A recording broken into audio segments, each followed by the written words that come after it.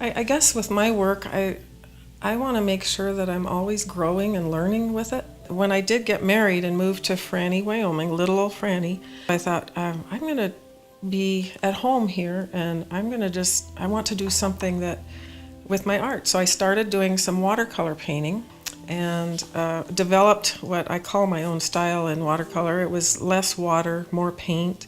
I changed to oils from watercolors about, I would say maybe 8 years ago, 7 or 8 years ago. They're just a nice buttery consistency to brush on. I can paint faster, get more paintings.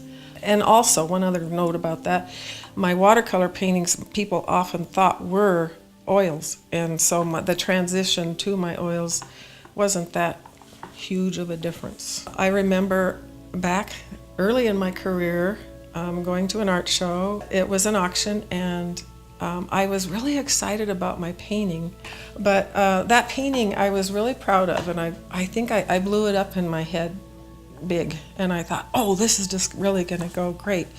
Well, it did sell for my retail value, which I should have been really excited about, but I had blown it up too big, and I was expecting it to go way over and all that, so I was kind of crushed, and I was upset, and Chris Navarro said, Laurie, and he puts his arm around me and he goes, you have to get a tough skin for this business. You got to get a thick skin.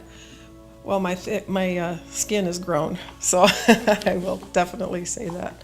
Normally, I use my photographs that I take as references. Some of I might use one of my grandkids as a little model for, can you stand this way for a second?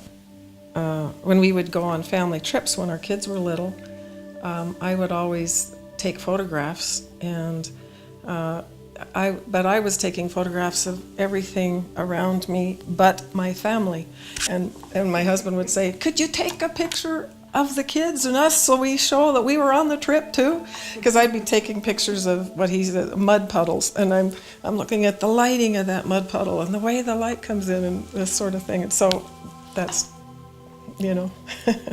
inspiration found in a mud puddle. Even if you don't go into realism or you're not doing traditional work, I think you need to know how to draw and how to draw realistically, basically, and then you can take that out and about, do what you want with it after that. Even just kids that didn't think they could draw, and I mean, I've done artist in residencies in schools, and I just so much fun to see the light bulb turn on when I'm doing a drawing on your right side of the brain kind of activity, where I've given them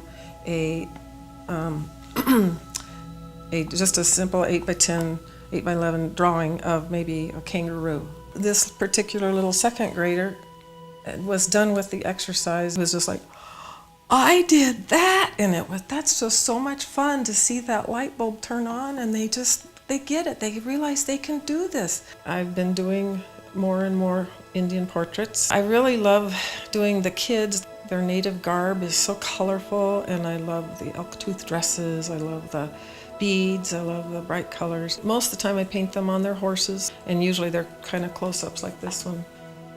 Well, obviously it's amazing to be a part of it, and not only that, but to be chosen as I am as the honored artist. But I would have to say it's been an integral part of my career, really, because it was the first show I ever got into or did, and have been with for, I think, towards 30 years now.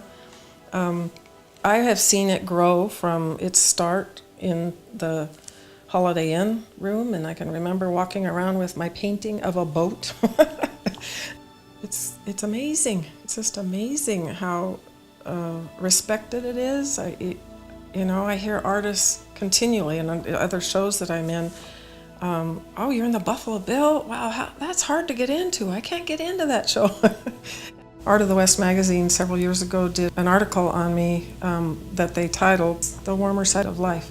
And I thought, yeah, that's kind of what I like to convey, is the warmer side of life. So I guess that's what my job as an artist is to put a smile on somebody's face. You know, if they just are going by my painting and they see it and think, oh, that's neat, I like that, or they feel good, it makes them feel good, then I think I've done my job.